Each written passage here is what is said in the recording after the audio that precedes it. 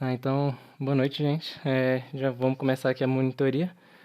Ahn, Essa monitoria está sendo gravada, né? Igual eu acabei de falar.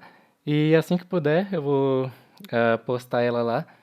Pode demorar um pouquinho, né? Porque como é um vídeo de 2 horas e meia ou 3 horas, ele demora para processar e ficar na qualidade boa, né? E dessa vez eu vou tentar usar um recurso que tem lá no YouTube que eu vi, né? Que na timeline não, na barrinha vermelha, tem os assuntos, né? De cada minuto do vídeo. E assim vai ficar mais fácil para quem for assistir depois. Então, eu provavelmente vou botar também no outro vídeo, na monitoria passada, porque tem muita coisa lá que é repetido, né? Nesse laboratório. Tanto é que é, eu não cheguei a implementar, né, esse laboratório todinho para mostrar aqui o passo a passo para vocês, tipo, fazer o laboratório inteiro. Mas não tem muito o que se preocupar, porque é basicamente a mesma coisa. Esse laboratório é bem tranquilo. A única novidade vai ser o interrupt, né, que creio que vai dar muita dor de cabeça aí. Mas vamos tentar esclarecer aqui, né, o que vai acontecer. Tá, beleza.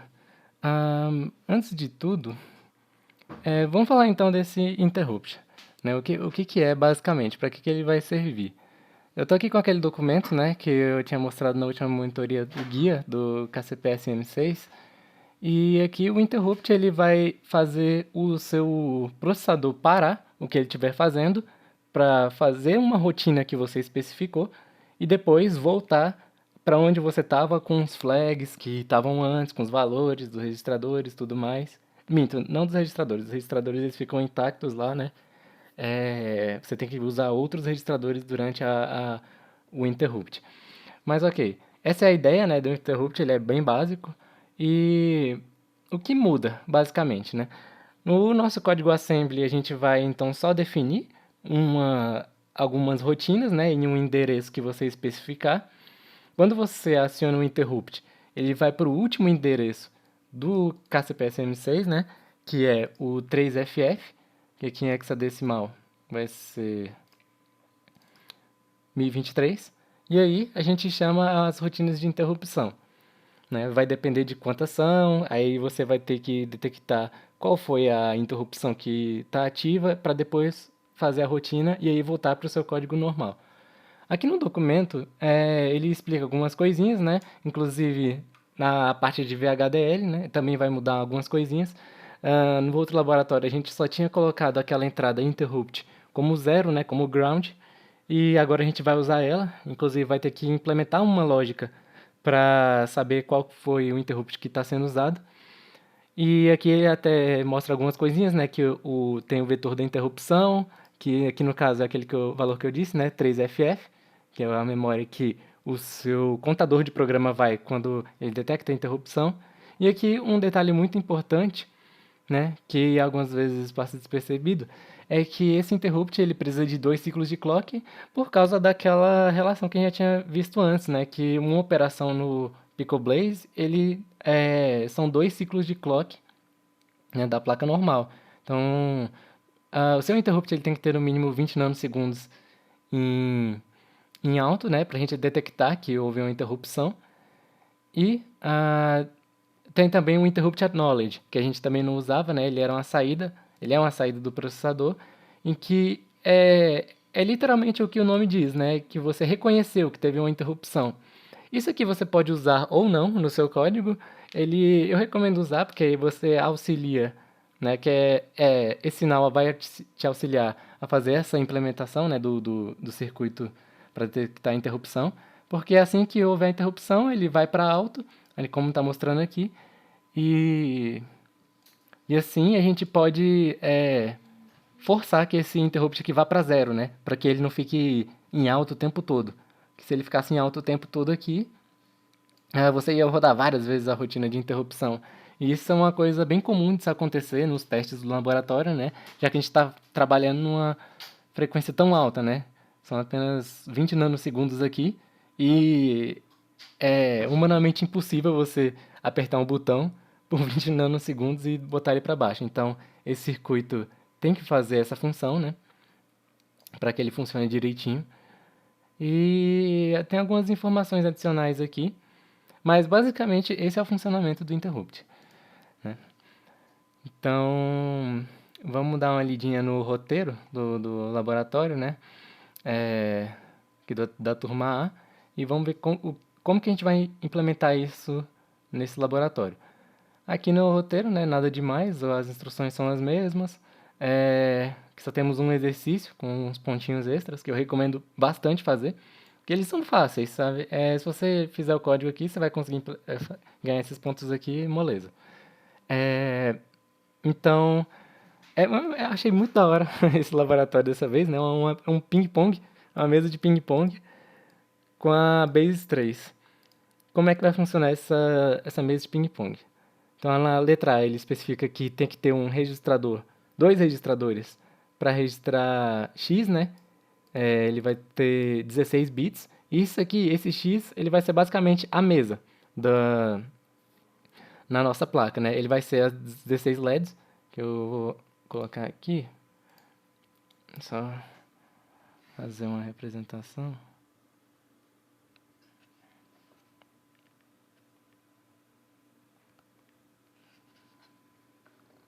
Vamos fingir que esses dois registradores vão compor a nossa mesa, né? Vai ser basicamente assim.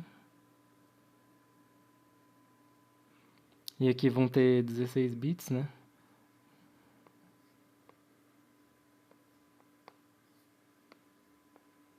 Deixa eu ver. Tem que ter mais.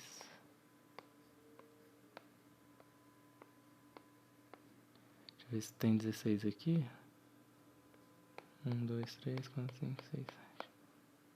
Tá, ok. Ficou bem desenhado, mas já dá pra ter uma noção. Então aqui a gente vai fazer dois registradores, né? A gente pode chamar, não sei, de XH e XL, que seria o X low e o X high, né? Os mais significantes e os menos significativos. E aí, o que mais ele diz aqui? Use o registrador do Picoblaze para iniciar uma variável A, que se inicia em 0, que vai apresentar em uma porta e saída, né? E outra variável B. Essas A e B serão a pontuação, né, dos jogadores da mesa de ping-pong. E aqui tem que ter um registrador também para ter a direção da bolinha. Sim, e esse registrador X ele vai iniciar em 1. Então ele vai ter um bit que vai representar a nossa bolinha. Vou desenhar aqui. Eu acho que você Oi. não tá compartilhando a tela. Eu não estava compartilhando a tela? Caramba, peraí. Não. Esqueci disso. Valeu por lembrar. Valeu. Agora tá dando pra ver? Agora tá. Tá. Só voltar então um pouquinho aqui, né? Eu jurava que tava compartilhando. Mas na gravação vai dar pra ver, basicamente. Eu tô gravando aqui. O que eu mostrei foi isso aqui, né? Naquele guia, a interrupção. Que ele tem que ter pelo menos 2 ciclos de clock, né? Pra poder fazer a operação da interrupção, né? Pra ele saber que houve uma interrupção. E aqui o interrupt acknowledge, ele vai reconhecer que teve. E isso vai ajudar a gente a fazer um circuito em que controle, né, as interrupções que vão entrar no nosso processador. A gente tem que ter uma lógica combinacionalzinha, né, que vai ter várias interrupções entrando. E aí, você pode usar ou não, eu recomendo usar o interrupt acknowledge, que vai vir do processador aqui, para controlar essa entrada do interrupt. E garantir que ela só tenha 20 nanosegundos, né, em alto. Mas beleza. Aqui no caso tem 30, mas o mínimo é 20. Não tem problema não. Opa. Vou apagar isso aqui. Eu também mostrei aqui o laboratório, né? Aqui os requisitos. E também aqui é uma representação, né? Da nossa mesa de ping-pong. Aqui tem o X, aqui, né? O registrador de 16 bits, os dois registradores. Aqui a nossa bolinha, esse pontinho verde aqui. Vou representar como um bit. E de início, ele vai estar aqui. A gente vai ter então também, como está escrito ali, um timer de 0,1 segundos, em que a cada 100 milissegundos, né, a bolinha vai deslocando. Ela vai deslocando, deslocando, deslocando. E aí, o jogador da esquerda, né? Vou até colocar aqui. O jogador da esquerda, e tem o jogador da direita. Tem que rebater essa bolinha, né? Essa rebatida que vai ser a nossa rotina de interrupção. Caso ele rebater, a bolinha vai mudar de direção e o LED vai vindo para cá, né? E assim por diante. Nos bônus dizem que a pontuação ela vai estar sendo registrada aqui, né? A pontuação do jogador da direita é o A, o registrador A, e o registrador B é o do jogador da esquerda. Isso aqui vão para as placas dos 7 segmentos. Beleza. Essas rebatidas que eu falei, né, são as rotinas de interrupção, ISR1, ISR2. Tem outra também que é para resetar o jogo. E aqui a rotina de interrupção, né, ISR1, se refere à batida do jogador da esquerda, ou seja, a gente vê aqui que se a direção tiver 0, ou seja, a bolinha estiver indo para a esquerda e ele rebater nos valores de 8.000, 4.000 ou 2.000 em hexadecimal, que é basicamente né, esses 3 bits aqui, né? 8.000, o 4.000 e o 2.000, esse aqui. Então, só vai conseguir pontuar, né, se a gente rebater em um desses 3 bits aqui. Ou no caso do da direita, um desses aqui. Beleza. O roteiro, aqui pelo que eu vi, ele não especifica o que acontece com a bolinha caso o jogador erre, né? Caso você não rebata a bolinha ou rebata quando ela estiver aqui, por exemplo. Então, acredito eu que ele deixa aberto mesmo para tomar decisões de projeto aí o que acontece com a bolinha. O que eu recomendaria fazer é, caso um jogador erre né, a bolinha, ela volte aqui para o início ou para a mão do jogador que pontuou, né? Agora eu não tô lembrado direito, alguém me confirma aí. No ping-pong, quem pontua é quem saca na próxima rodada, né? Isso. É isso mesmo. Então, acho que essa lógica seria bom para implementar até para testar na placa FPGA, né? Porque se você parar para pensar, essa bolinha vai estar se movendo a uma velocidade de 10 bits por segundo, né? Que é de 10 LEDs por segundo, basicamente. Então, se você errar a bolinha aqui, ela volta lá para o início e marca um ponto para um jogador e mostra uns 7 segmentos. Fica bem mais fácil de testar, né? Ao invés da bolinha ficar sempre indo e voltando, e a gente não ter controle disso. Beleza, né? Essa é uma decisão de projeto, o de cada um vai ser diferente. A segunda rotina de interrupção, né, vai verificar se a bolinha está indo para a direita, se ela está naqueles 3 primeiros bits menos significativos. Caso seja isso, né, quando essa interrupção for ativa, a bolinha vai mudar de direção em direção ao jogador da esquerda. Então, até anotar aqui, esse aqui vai ser do ISR1, o jogador da esquerda, e esse aqui ISR2. Essa aqui é a rebatida, né? E a outra é bem simples, acrescente no projeto, aqui, acrescente no projeto, uma interrupção do terceiro serviço, em que reinicia o jogo, né, com os valores iniciais. Então, B e A vai ser zerado, a bolinha vai voltar para o valor inicial, e basicamente é isso. Eu acho que aqui nos vistos não tem nada de diferente. E é isso. Então, beleza. O que vai mudar lá no código assembly? Abri aqui o exemplo do professor, né, só para demonstrar. Ele fez aqui esse exemplo está aqui no Moodle, né, com 2 fontes de interrupção no PicoBlaze. E no código assembly, ele tem aqui as entradas, né. Esse código aqui, se eu não me engano, é só para aumentar o período, né, que uma LED pisca, alguma coisa assim, eu não vi direito. Mas o importante aqui é o que eu quero mostrar, é o que vai mudar em relação ao laboratório anterior. Agora, a gente vai ter isso aqui, essas 2 últimas linhas. O contador de programa ele vai para essa linha aqui, né?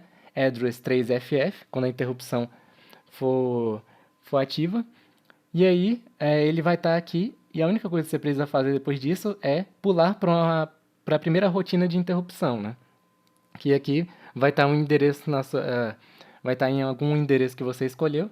Aqui no caso é bom usar esse 0B0 mesmo. Ele tem um valor tipo 176, que dificilmente seu código vai chegar até lá, então é basicamente um espaço que está disponível na memória. Tá, quando ele chegar nessa primeira interrupção aqui, a primeira coisa que você tem que fazer é identificar qual interrupção que aconteceu, né? E para isso, depende de cada projeto. No caso da turma A, a gente pode verificar, né? Cadê? A gente pode verificar fazendo uma entrada para esse Pico Blaze. Deixa eu até compartilhar aqui de novo. Uma entrada, né? A gente pode chamar a entrada de A mesmo, em que se ela tiver 1, quer dizer que a interrupção foi causada pela rebatida do jogador da esquerda, né? No caso aqui é 8 bits, mas mesmo assim, se ela tiver em alto, quer dizer que foi essa interrupção, e a gente partiria para interrupção que faria aquela verificação, né? Se a bolinha está aqui, aqui ou aqui, e ela está indo para a esquerda. A gente pode ter uma outra entrada também, B. Eu troquei aqui, né? B e A, basicamente. E a gente pode verificar qual desses bits que foi acionado, né? Eles vão partir do VioCore, basicamente. E seriam os botões, né, que você usaria lá para testar, para causar essa interrupção, né? Ele estaria conectado aqui ao seu projeto. Bom, esse é um meio de verificar, né? A gente pode fazer isso com aquelas diversas funções de compare e tudo mais. Caso não seja nenhuma dessas entradas, né, A e B, a gente poderia ir para outra interrupção, né, em que a gente faria o que está mandando lá. E nas rotinas que a gente definir, vai acontecer aqui as instruções. E sempre a gente vai terminar com esse return e enable, né, que de acordo aqui com o guia, ele basicamente igual ao return, só que tem que ser sempre usado no final de uma rotina de interrupção para que volte com os mesmos flags que estavam antes e com o endereço que estava antes. E basicamente é isso, o nosso código assembly. Essa é a única coisa que vai mudar. No VHDL é que as coisas podem complicar um pouquinho. Por quê? Deixa eu apagar aqui no desenho. Porque a gente precisa garantir, né, que essas interrupções vai ser atendida uma de cada vez. A gente só tem... a gente vai ter aquele arquivo, né, normal, que eu gosto de chamar de main, o arquivo principal do Pico Blaze, em que a gente tem o processador. Deixa eu desenhar ele para cá. Aquele arquivo do processador, né, o padrão, KCPSM6. E a gente vai ter aquela entrada, né, o interrupt. Aqui também teria a nossa memória de programa, que está conectada aqui, né, no processador. E aqui, você precisa fazer uma lógica para controlar aquilo e garantir que tem esses dois ciclos de clock, né? A interrupção para cada interrupção. Então, ele pode estar aqui dentro também, né? Vai depender. Eu vou dar um exemplo daqui a pouco do que o professor fez. Mas o importante é que você controle, por exemplo, A, B e o reset, né? Pode ser o reset que reinicie aquela rotina e que daqui saia aquele pulso, né, da interrupção que dura 2 ciclos de clock. Esse é o desafio desse laboratório, basicamente. O que o professor fez? Nesse exemplo aqui que ele deu no Moodle, ele fez duas saídas, que se chama Clear 1 e Clear 2, né, para a interrupção, em que quando elas eram acionadas, ele colocava esse clear em alto, né, dependendo de qual que foi acionado. E aí ele conseguia controlar essa borda, né, da interrupção. Ou seja, aqui é a entrada dele. Deixa eu colocar aqui. Input. Ela ia para alto. E depois, no código do Picoblaze, ia reconhecer que essa interrupção foi ativa, né? E lá dentro do código mesmo dele, o clear, ele era acionado. E isso que fazia, né, essa interrupção ir para baixo. No caso, né, até o Victor aí falou que está dando um erro, que o professor até reconheceu que está dando um erro. Eu não cheguei a ver direitinho, né, o que poderia ser a causa desse erro, até porque eu nem sabia que ela não estava funcionando. Mas acho que depois eu posso dar uma olhada aqui e ver junto com vocês o que pode estar acontecendo. Depois, né, quando a gente liberar o espaço para dúvidas, não sei se o Vitor está aqui ainda. Não, ele saiu. Aí a gente vê, né, como que a gente pode contornar o problema que está tendo. Mas essa é só uma forma, né, de você fazer isso. No caso, o professor, dentro do arquivo do VHDL, colocou, né, alguns processes que verificavam se o clear estava ativo, se o interrupt estava ativo ou não, e dependendo de cada caso, né, ele controlava essa interrupção. E tudo isso, vou até abrir aqui o projeto.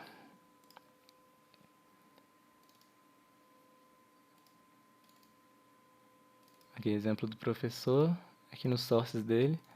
Ele controlou a interrupção nesse arquivo pblaze1, que é aquele principal, né? Em que tem aquelas mesmas coisas, né? A entrada, é o clock reset, a entrada das interrupções e a saída do bloquinho dele. Tinha que ele declarou o processador, a memória de programa, os sinais, e aqui alguns sinais para controlar a interrupção, né? Nos processos que está lá mais para baixo. Tem aqui o port map do processador, o port map da memória. E aqui, ele criou um process para registrar a primeira interrupção, né? É como se fosse um flip-flop. Caso o clear tivesse 1, então a interrupção ia para 0. No Rising Edge Clock, se a interrupção tivesse 1 e o lock, que é um sinal aqui que eu creio que ele fez para impedir que as duas interrupções sejam ativas ao mesmo tempo, caso tivesse as condições, a interrupção vai para 1 e o lock vai para 1. Se não, né, dá para fazer desse jeito assim também, né? Eu só tem que verificar qual o erro que está dando, mas não tem problema, né? Aqui tem o processo para identificar outra interrupção e aqui os processos para o import e para o outport. E aqui no outport até ele incluiu, né, o clear, que eu tinha falado lá no programa, né, para fazer essa interrupção ir para 0. E esse aqui é o outport normal, né, para as LEDs do programa dele. Uma outra alternativa, eu vou até mandar aqui mensagem para o Vitor ver se ele pode entrar aqui agora. Qualquer coisa ele vê na gravação.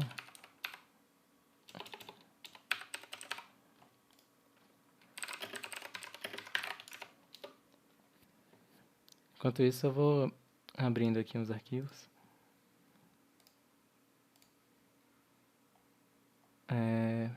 E mostrar como que eu implementei no semestre passado, né, essa lógica de interrupção. Eu não recomendo fazer desse jeito que eu fiz, mas foi uma alternativa, né, que eu achei, porque realmente não precisa ter só um jeito específico de fazer isso. O que eu fiz foi meio que uma máquina de estados, né, no papel mesmo, em que eu tinha dois estados, né, em que eu tinha S0, quando minha entrada de interrupção estava em 0. Esse A aqui seria aquele interrupt acknowledge, que o próprio processador deixa em 1 quando ele vê que a interrupção foi reconhecida. E a saída, né, que iria direto para a entrada do meu processador, em que eu permanecia no estado S0 quando o interrupt tivesse 0, iria para S1 a partir do momento que tivesse uma interrupção, né? Por exemplo, seria um botão no meu VioCore que foi para alto, e aí a saída já iria para 1, né, da interrupção. E aí eu ficaria nesse estado aqui até que o interrupt acknowledge fosse para 1.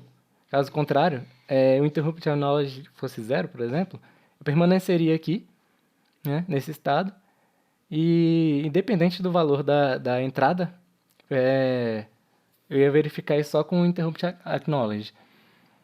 Aí, fazendo um mapa de Carnot aqui, deu esse circuitinho aqui, com esse flip-flop, né? E foi isso que eu fiz lá no programa mesmo.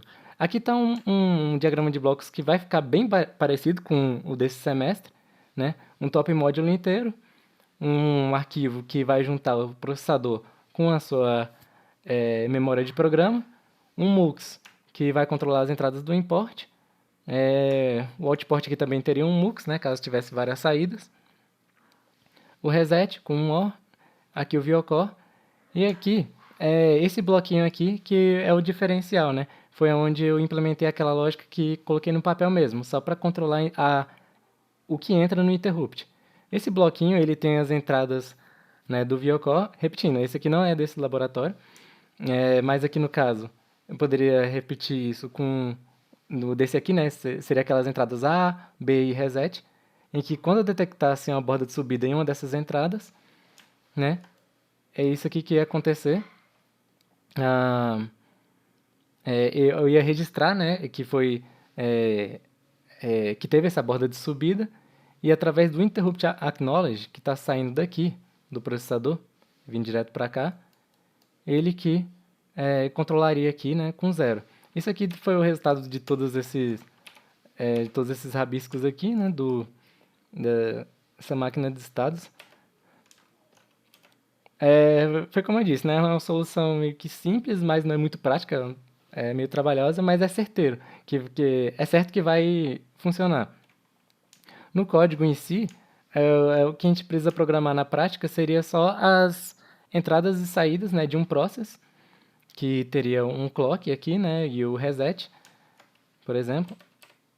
Aqui.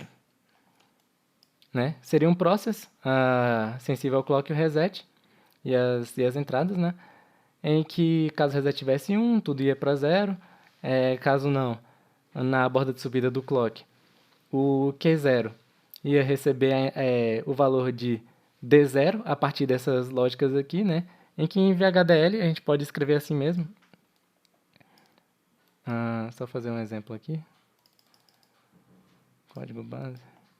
A gente poderia dizer que Q0, que seria um sinal, recebe. Aí que teria todas as entradas, né? Por exemplo, isso aqui seria... Deixa eu ver aqui. I2.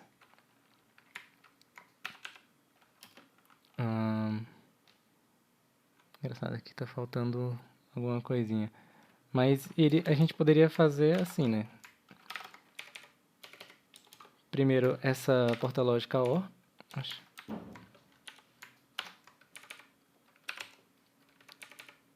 Essa porta lógica OR aqui. Aí depois esse sinal aqui, né? Que seria um AND com essas duas entradas. Que essa entrada seria a saída desse aqui. E indo fazendo esse circuito aqui. Um combinacional. Até fazer todo esse flip-flop. Essa é uma alternativa, funcionou no caso, e o resultado disso foi essa simulação aqui que eu tinha feito, que aqui resume bem o que a gente precisa fazer na interrupção. Tem o clock aqui normal da placa, tem uma entrada aqui de interrupt, que quando você colocar, por exemplo, para rebater no VioCore, o A foi para 1. Ele vai reconhecer que o A foi para 1, vai permanecer por 2 ciclos de clock, e o interrupt acknowledge, assim que ele for para 1, essa saída vai para 0. Né? E aqui, por que deu essa trabalheira toda para garantir isso? Porque, independente do tempo que você deixe o seu interrupt ativo ou não, você precisa ativar um de cada vez.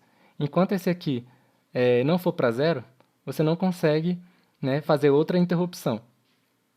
E quando esse aqui permanece em alto, né, não acontece nada. Então aqui a gente garante que vai ter só uma interrupção de cada vez. Basicamente.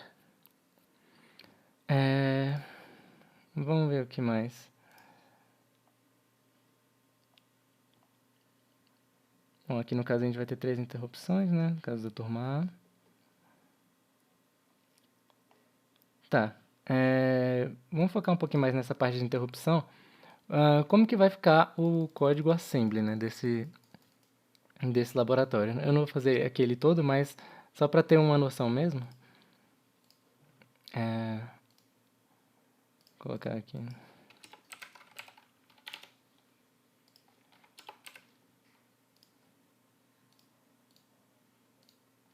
Tá. A gente teria primeiro as entradas e as saídas, né?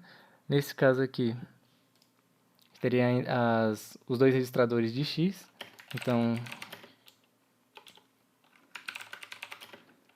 chamar de constante XH, né? Dos bits mais significativos pode estar no port ID 0. Constante das LEDs menos significativas podem estar no port ID 1.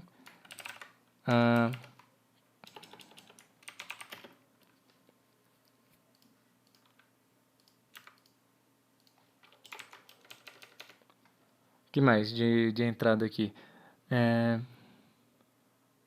Essa variável A e B, elas seriam saídas, né, que vão pro nosso set de segmentos. E aqui uma observação importante, né, que provavelmente ia dar erro na hora de converter esse arquivo, é que esse A pode ser confundido com valor hexadecimal. Então a gente pode botar SA em 02, um USB port ID 3. O que mais? Aqui o timer, né? Sim. Caso alguém tiver dúvida nesse timer aqui, pode me interromper, a gente revisa de novo como que implementa, mas a gente pode usar aquele código do último laboratório mesmo e alterar os valores que carrega no registrador, né? Eu vi depois como que o Jonathan fez, né? O timer dele. Caso alguém não tiver entendido, a gente pode revisar aqui de novo. Mas vamos ver como é que vai fazer essa conta aqui. Vou continuar aqui. Primeira rotina de interrupção, ela tem que ser ativa, né? Por uma entrada. Chamar ela de... Isso aqui seria a entrada que a gente vai, né? Ativar a nossa interrupção.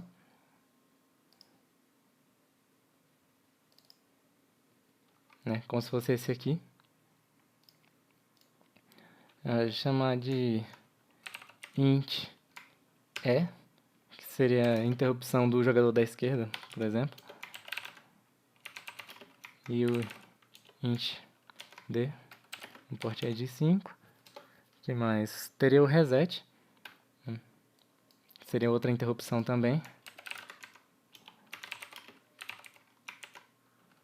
Int do reset.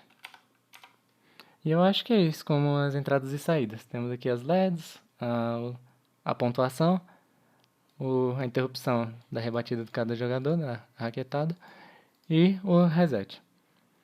Tá. O programa que ele vai iniciar, né, com os valores iniciais. Aqui a gente preenche com os valores iniciais. Aqui poderia botar uma rotina para aquilo que eu falei, né, que eu recomendo fazer, que é o início de uma rodada, em que quando um jogador errar, a gente vai para essa rotina aqui, em que a bolinha começa no lado de algum jogador e parada, né? Até que aconteça uma raquetada e fica mais fácil de implementar. Vai ficar mais um pouquinho, vai ficar complicado um pouco mais, né, aqui o código, mas eu acho que vale a pena. Vamos testar isso. Então, coloque uma nova rodada com a bolinha parada. E a gente vai para o loop, que começa assim que o primeiro jogador rebater uma bola, né? Bater na bola. Então ele bate na bola e vai ter o deslocamento do bit da bolinha. E aqui a gente pode chamar a rotina do timer. Pode ser um call ou um jump, né? E basicamente seria esse o loop. A gente sempre ficaria deslocando a bolinha e chamando o timer. Desloca a bolinha e chama o timer. E aqui pode ter outras comparações, né, para ver se ainda está rolando o jogo, né, se os jogadores estão acertando, né, verificar o andamento do jogo. E basicamente essa vai ser o loop principal do nosso programa. A gente teria aqui a rotina do timer, né, que seria um delay de 0,1 segundos, que naquele exemplo que eu tinha dado, que eu tirei daqui, né, desse documento, na última monitoria. Cadê?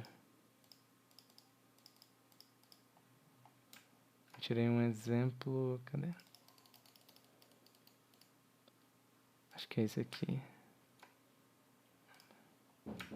Aqui. Eu peguei esse exemplo aqui, né? Que aqui, vou até compartilhar de novo.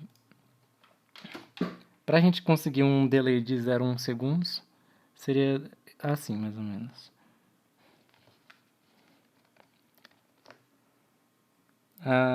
Três registradores iam receber valores iniciais, né? X, Y e Z.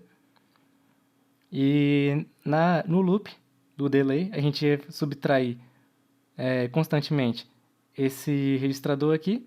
Quando ele chegasse em 0, a gente carregava ele de novo com 255 e subtraía 1 desse segundo registrador. E a gente ficaria nesse delay, nesse loop, até que completasse o tempo que a gente quiser, né? Como esse loop só tem 4 instruções, a gente demora 80 nanosegundos para completar ele. Então a gente precisa rodar ele N vezes para chegar no delay que a gente quer. Então, jogando aqui numa formulinha, né? Vou apagar aqui que é antigo. A gente precisa rodar N vezes para ter 0,1 segundos. Cada loop tem 80 nanosegundos. Deixa eu ver aqui. Na calculadora, acho que isso vai dar 1.250.000 dividido por 80 vezes 10 a nona. Então a gente tem que rodar 1.250.000 vezes, né, no caso desse programa aqui, esse loop. E então é esse valor que a gente tem que carregar nos registradores no início. Para a gente chegar nesse valor seria x vezes y vezes z. O x teria 250, o y também teria 250. E z teria 20, se eu não me engano. Deixa eu verificar aqui. 250 ao quadrado vezes 20.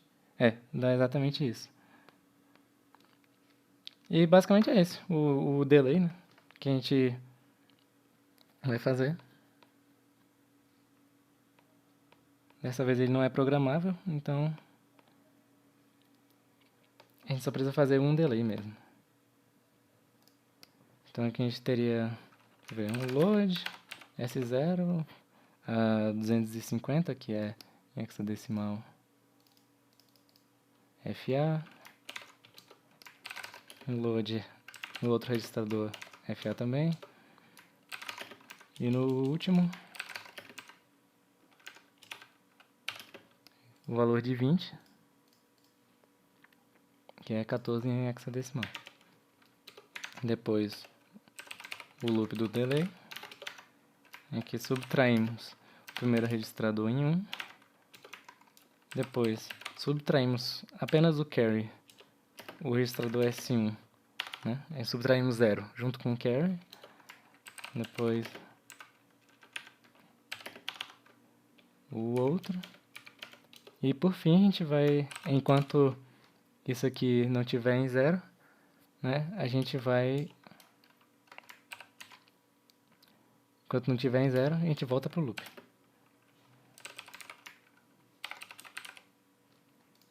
E quando acabar, a gente pode simplesmente voltar para nossa rotina principal, que é loop. Então, beleza. Essa vai ser o nosso programa principal, né? E agora chega a parte da interrupção, em que a gente especifica, né, aquele... Deixa eu pegar aqui. O último endereço, né? Quando ativa a interrupção.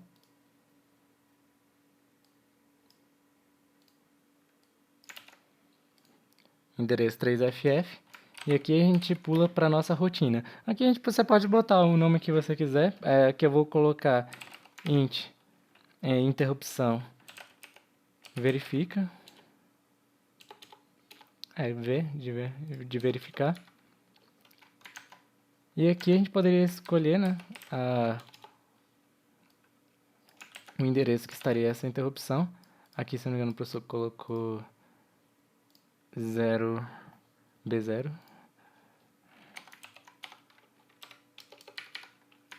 E então, pularíamos para essa interrupção e verificaríamos, né, qual interrupção foi ativa. E aqui que é aquele esqueminha, né, que eu disse que você pode verificar com a comparação, né, o valor das entradas aqui, interrupção do jogador da esquerda, interrupção do jogador da direita, comparar também com a interrupção do reset, né? E caso não seja nenhum, né, caso tenha dado algum bug e não seja nenhuma dessas opções, a gente volta com return e enable para onde a gente parou no nosso código. E aqui a gente só escreveria o que aconteceria com cada coisa, né? Você poderia pular para essa interrupção aqui, que seria, não sei, rebatida da esquerda. E aqui escrever o que acontece na interrupção. E voltar com return e enable sempre, né? E assim escrever as outras rotinas. A rebatida da direita. E a interrupção de resetar, que volta pro jogo tudo do zero. Bom, o grosso do código seria basicamente esse, né? Agora é só codificar bem, né, os registradores que você vai usar, o controle, caso alguém tenha alguma dúvida de alguma coisa específica, né? A gente pode tirar aqui agora. Mas eu creio que vai ser tranquilo, todas as instruções que a gente vai precisar já estão aqui, né? Cadê? Deixa eu abrir aqui de novo.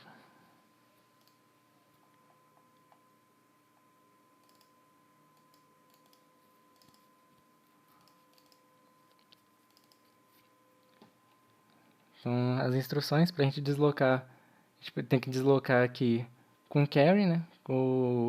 No caso da bolinha, para que quando um registrador deslocar tudo para a esquerda, por exemplo, vai ter um carry, e a gente desloca para ele para a direita, né? E aqui é só indo programando. Tá, beleza. O código assembly pronto do programa, dessa vez é só um Picoblaze. Em VHDL, a gente faria de novo aquele procedimento do template. E aqui eu queria também fazer alguns comentários, né? Mas basicamente vai ser exatamente igual da última vez. Aqui a gente declara o processador, depois declara o seu programa, né? Eu vi que talvez não seja necessário mudar essa string aqui, mas é bom. É sempre colocar 7S aqui, pra gente ter certeza que não vai dar problema. JTAG loader sempre tem que estar em 0, né? Senão ele vai reclamar que tem alguns módulos que não estão sendo usados no Vivado, em caso ele não esteja em 0 aqui. Bom, aqui está os sinais. Aqui é o interrupt, né? Que a gente vai trabalhar. Esse interrupt aqui, né? Seria que vai entrar no port map do nosso processador. E é com esse sinal que a gente tem que trabalhar, né? Para que ele dure 2 ciclos de clock. Ahn, temos aqui aquelas sinais, né? O int request. Ele aqui fala que caso... Ah, tá. É só um sinal para auxiliar, né, nesse controle do interrupt. Mas isso vai depender de cada um. Ah, assim, no port map a gente não vai botar mais em 0, né? Como foi na última vez. Vai ter que ter um sinal de entrada no interrupt. O sleep pode continuar em 0, né? Como está aqui. O interrupt acknowledge é uma saída que você pode usar ou não, dependendo de que você quiser implementar. Aqui, uma observação que eu queria fazer é a string aqui dessa família. Ela tem que estar 7S maiúsculo, né? Porque já aconteceu, né, de dar erro de estar 7S minúsculo. É uma coisa que a gente pode passar batido, mas ah, é bom reforçar aqui. JTAG loader em 0. E basicamente é isso, né? Tem os processos do input, da porta input, os da saída. E aqui você pode fazer igual o professor de usar o controle de interrupt, né? Que aqui o que ele fala? É recomendado um loop fechado. Ele é sensível ao clock. Se tiver um evento no clock, né, que é o rising edge clock, e o interrupt tiver, a acknowledge tiver 1, seu interrupt vai para 0. Esse int request é aquele sinal que ele tinha falado que é opcional, né? Que seria a sua entrada. Se ele tiver 1, o interrupt vai para 1. Esse aqui basicamente é o que a gente estava tentando implementar nessa simulação, né? Tá. Ele já está aqui. Vou voltar para lá. Queria que o professor tenha feito nesse molde aqui. Então, o que eu recomendo nessa parte do interrupt, caso for fazer igual ao professor, é realmente simular separadamente esse componente.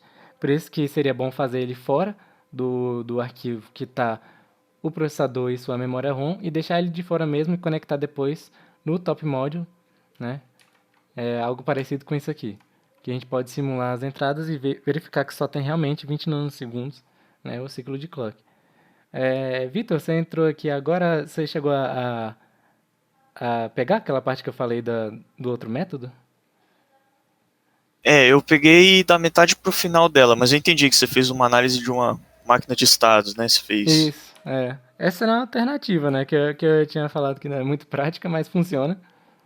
Mas a ideia geral é realmente encontrar isso aqui, né? Já já a gente vê aí no seu código. Mas antes disso, alguém tem alguma dúvida sobre tudo isso que eu falei? Sobre o interrupt, sobre o timer, sobre 7 segmentos que vai usar? Alguma observação?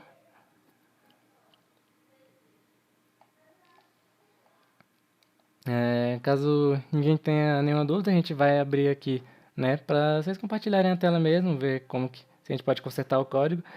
Essa parte da gravação, talvez eu possa cortar só para caso a gente não resolva a dúvida muito rápido, né? Já pula direto para a parte do vídeo que a gente que a gente resolve a dúvida para ficar melhor, né? Para assistir depois. Então, beleza. Compartilha aí, então, Vitor.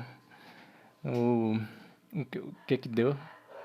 Tá, eu vou mostrar o que eu fiz aí. Eu fiz uma simulação, que nem você, né? Eu tava vendo aqui pelos test bench como é que tava dando Uhum. tudo certo ou tudo errado, no caso, né? Vou parar de compartilhar aqui minha tela. Aí a princípio, quem quiser olhar a minha, que eu vou mostrar a minha solução que eu acho que pode ajudar vocês também. Que eu fiz o seguinte, eu peguei aquele código que o professor estava fazendo de ter 2 fontes de interrupt. Uhum. Então, tem aqui em cima o clock, o reset, aí ele tem os 2 botões dele, né? E ele tem Sim. os LEDs lá que depois ele ia mostrar, ele ia tipo contar, né? Quantas interrupções teve cada lado. Então, tipo, você tinha a primeira entrada que ia habilitar uma interrupção e esse outro botão que ia acionar outra interrupção.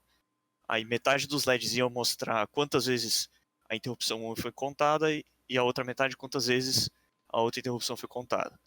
Só pra esclarecer se é do turma A ou da turma B? Eu sou da turma A. Ah, tá. Beleza. Aí tá, aqui tem o componente do PicoBlaze e aqui tem o programa. Aí, beleza, tem o sinal RDL que ele fala pra gente fazer o OR depois, né? Que daí eu fiz o OR também. Aí aqui tem aqueles locks, né? Que pro interrupt ele tem que ter o closed loop, né? Que falou. Sim. Só que como agora são 2 flip-flops, tem 2 locks. Aí aqui são os sinais dos flip-flops também, né? Então você tem os 2 flip-flops e os 2 clears dele. Uhum.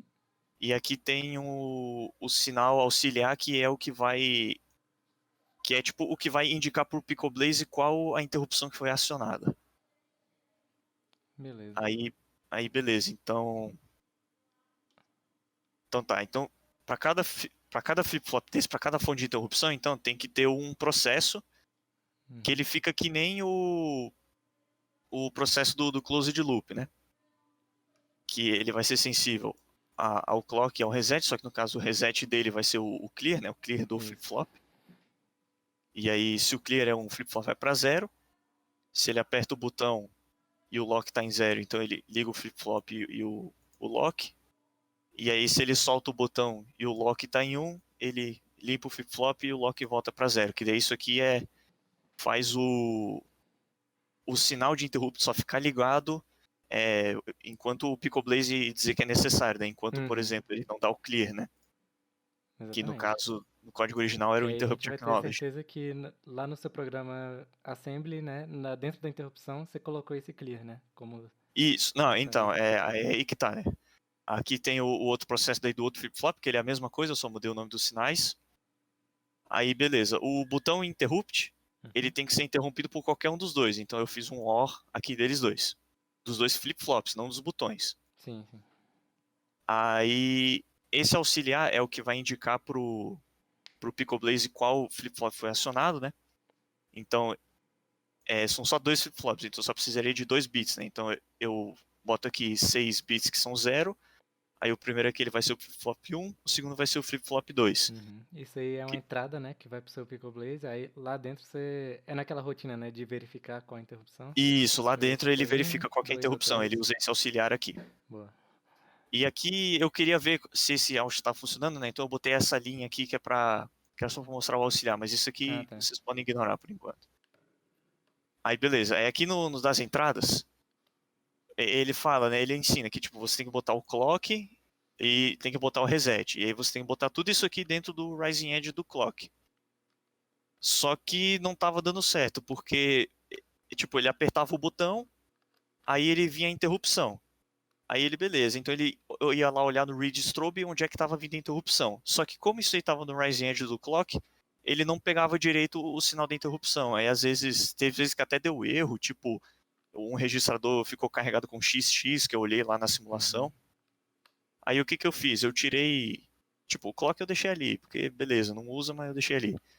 E aí eu botei o read strobe, para ser sensível ao read strobe, que daí, quando o read strobe mudar, no caso de 0 para 1 ou de 1 para 0, ele vai ativar. E aí, se mudar de 0 para 1, ele vai poder entrar nesse if aqui, porque mudou de 0 para 1, então o read strobe vai estar como 1. Então, enquanto o read strobe está 1, ele vai pegar e vai carregar no import o sinal dependendo da porta de entrada. Então, que aqui lá no código os ports ID estão como 5 e 6, né? Então aqui tem o número 5 e o número 6. Aí eu acho que eu posso até mostrar aqui como é que tá. É, melhor. É que eu tava mexendo aqui agora. Então, aqui, ó. Tá. Você tem as entradas que vão ser as entradas de interrupções, então ele está no 5 e no 6. Então aqui os ports de ID vão ser o 5 e o 6. E aí o import ele tem que receber o auxiliar, né? Que é para ele saber qual o flip-flop que foi. E caso contrário, ele recebe 0, né? Porque se for 0, quer dizer que nenhum dos dois foi apertado, né? Então ele não vai receber nenhum desses caras aqui. E aí uma coisa parecida, então, ficou aqui para saídas. Que daí, ao invés de ter o Rising Edge, tá tudo dependendo do Right Strobe. E aí aqui também, os LEDs eles estão meio zoados porque eu tava testando pra ver se tá funcionando os sinais, né? Mas isso aqui, tipo, a princípio, o LED ele vai ter que receber os sinais que você coloca, né? Então, por exemplo, uma metade dos LEDs aqui eles vão ter que receber o que tá vindo pra porta 1, né? Uhum. Que vai ser, por exemplo, metade da tela de onde tá a bola. E a outra metade dos LEDs vai ter que receber a outra metade de onde que tá a bola. Aí, eles são nas portas 1 e 2, então ele tá aqui, ó, na porta 1 e na porta 2. Beleza. Aí aqui, ó, que é o que seria o mais importante, né? Que é o clear dos flip-flops. Eles estão sendo controlados por uma outra porta de escrita. É mais ou menos o que o professor fez, só que tem umas modificações, né? Sim. Então ele é um processo que é também, ele tem clock e reset, aí ele segue a estrutura padrão, que é o reset igual a 1, ele reseta esse clear. Se o rising edge for igual a 1, ele começa como 0, mas se eu tenho um write strobe, que esse write strobe ele vai substituir a função do interrupt acknowledge, que daí ao invés de eu zerar o flip-flop com o interrupt acknowledge aqui em cima, eu vou zerar ele com o write strobe na porta que eu quiser. Então, por exemplo, eu tenho aqui no código, eu botei que o clear 1 vai ser na porta 3. Então, quando eu quero zerar o flip-flop 1, eu escrevo qualquer coisa na porta 3, que daí o write strobe vai ser 1 e o port ID vai ser 3. Que daí então ele vai entrar nessa condição e ele vai ligar o clear do 1. Então assim ele vai limpar o flip-flop 1. E da mesma maneira ele limpa o flip-flop 2. Aí para testar tudo isso eu fiz aqui o test bench. Ele tá um pouquinho grande, mas eu vou apontar direitinho para onde que tem que ver, né, que é o que importa. Então beleza, então aqui o que acontece? Você tem esse SINT1 que é o botão que foi apertado. Eu vou apagar esses aqui do 2 porque eu acabei não usando eles, né? Delete. Aí esse aqui é o botão.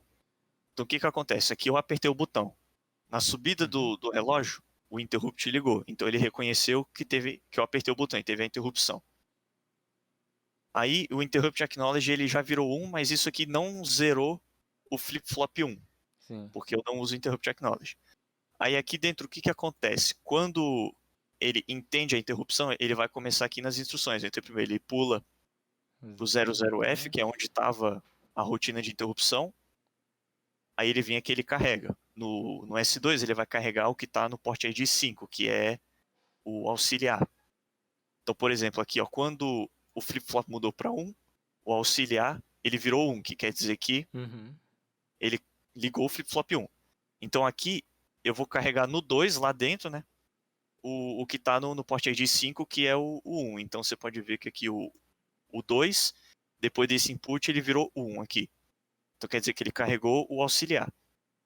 Aí, desse auxiliar, ele compara com o 01, que é para ver se houve a primeira interrupção, se ele apertou o primeiro botão, que é a interrupção. Aí, como teve, eu mandei ele pular lá para ele tratar a interrupção 1. Aí, deixa eu ver aqui. Aí tá, beleza. É que aqui o código é para ele contar, né? Então, tipo, para tratar a interrupção 1, ele soma 1 nesse S0 e ele manda esse S0 para fora, para indicar que teve essa interrupção. Aí aqui que tá o pulo do gato, né, que eu falei antes, que quando eu quero zerar, eu vou escrever qualquer coisa no port ID 3, que era o port ID que estava relacionado ao clear do 1. Então o que aconteceu? Aqui eu escrevi qualquer coisa no port ID 3, que no caso é esse registrador S5. E aí quando aconteceu isso, ele ligou esse write strobe. Aí esse write strobe veio aqui em cima e ele ligou esse botão do clear 1. Aí esse clear 1 limpou o flip-flop 1 aqui em cima. Então, tipo, aqui aconteceu a questão do lock, só que ao invés de ele ficar só até o interrupt acknowledge, ele ficou até o clear 1, que quer dizer que era quando o cara pegou e lá dentro no Picoblaze ele leu a instrução que ele tinha que ler, né, enquanto o flip-flop 1 estivesse ativo. Isso. E aí aqui o botão, ó, o botão ele ainda está apertado, mas o flip-flop 1 que controla a interrupção já estava desativado. Aí, beleza. E aqui eu tinha feito de novo, né? Porque como isso aqui era para ver a contagem, né? Ele está adicionando 1. E esse valor que está adicionando 1, ele vem aqui no outport logo depois. Então, tipo, aqui primeiro ele veio 1. E aqui depois ele veio o 2, que era só para ver se ele estava somando certo, né? Pelo menos. que é que o S0 ele tava aqui em 0, aí depois ele virou 1, e depois aqui dentro ele virou 2. Então, tipo, isso aqui tava funcionando. Aí eu testei na plaquinha, eu tava testando no começo da tua monitoria, e aí eu vi que tava funcionando, né? Eu apertava os botões separadamente e tal, e ele somava direitinho. Ah, bacana. Aí, assim, se deu para entender ou não, não sei, né? Mas eu posso talvez mandar a parte do código que fica relevante, que são esses processos aqui, né? Uhum. Eu acho que eu vou mandar aí pro pessoal, né, para ajudar, porque se tu vai copiar o que o professor faz, aquilo meio que não funciona. Eu tava olhando o test bench, tava vindo um monte de Faz sinal sentido. vermelho, laranja, e tá bem feio até a coisa. É. Então eu vou mandar esse aqui. Mó da hora esse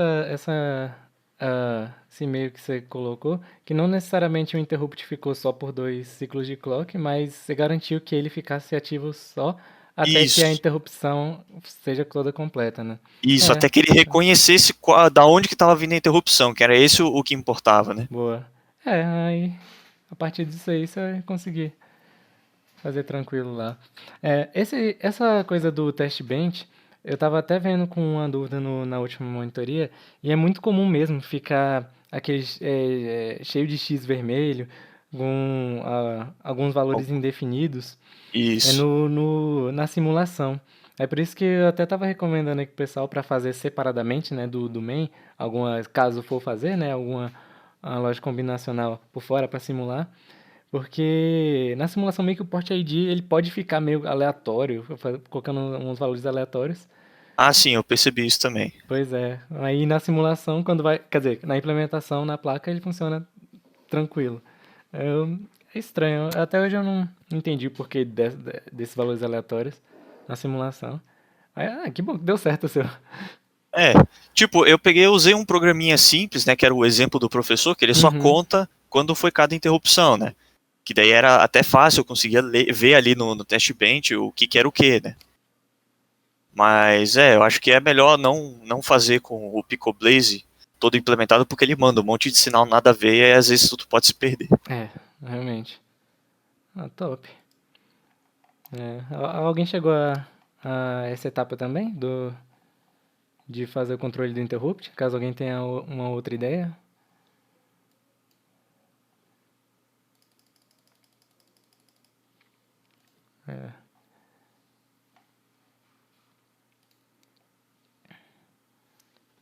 Tá. Então, beleza, gente. Fica em aberto aí para quem quiser mais compartilhar a tela, ver alguma dúvida do código, algo que não esteja errado. Vamos ver o que a gente pode fazer.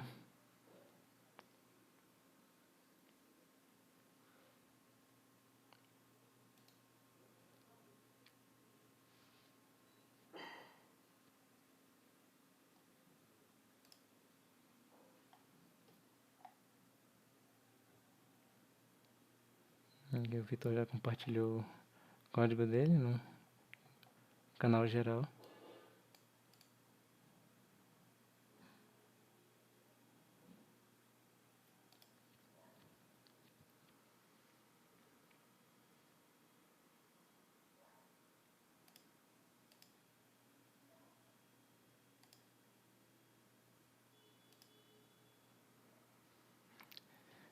Alguém tem alguma dúvida do projeto? Pode ser qualquer etapa mesmo, do início ao fim. Né? Eu sei que o tempo ficou curto, né, para começar a fazer. Mas é que só deu para fazer hoje mesmo monitoria, amanhã tava muito ocupado e até é Dia das Mães, né? Vou ficar também ocupando o tempo de vocês.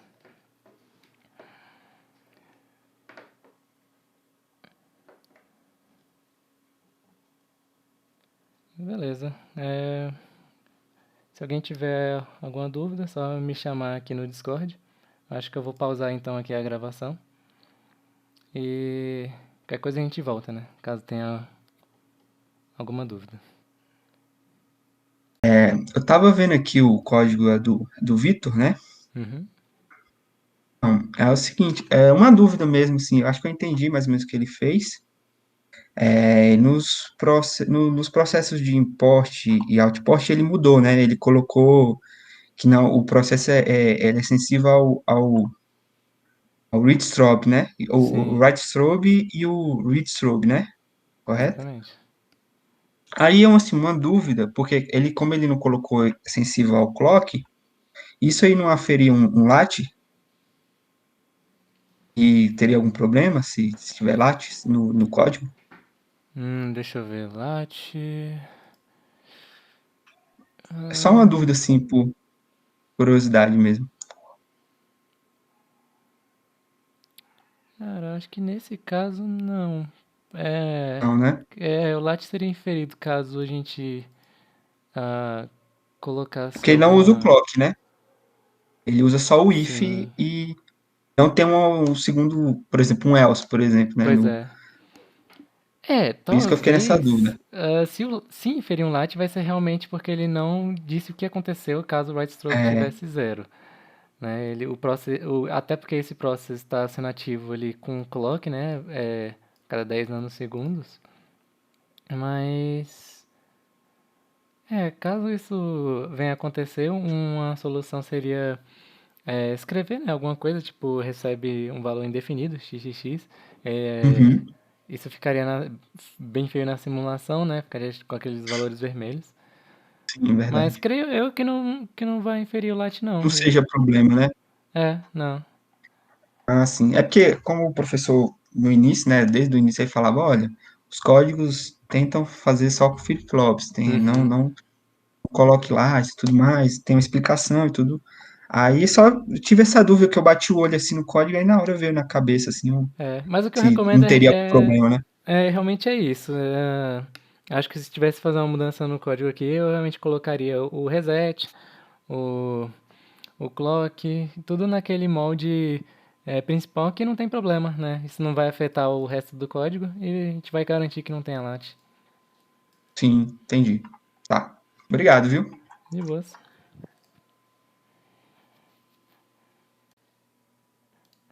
Bom, então é isso, gente. Vou encerrando aqui a monitoria, vou encerrar o vídeo aqui também. Deu para tirar algumas dúvidas aqui que o pessoal teve em relação à interrupção, né, ao código em si. Eu esqueci de gravar algumas perguntas, mas eu vou tentar entrar em contato por mensagem, caso eu ache uma solução melhor. E em relação ao laboratório substitutivo, talvez não haja monitoria, né, por conta do conflito das provas do final de semestre e da possível data que ele vai sair. Mas qualquer dúvida, não só em relação ao laboratório atual, mas os outros laboratórios, podem me mandar, ou até sobre a matéria em si, ou algo que é relacionado, né, a embarcados, que é bem parecido com o final dessa matéria, podem me mandar. Curiosidades, qualquer coisa, estamos sempre aberto aí, e assim que der eu respondo. E é isso.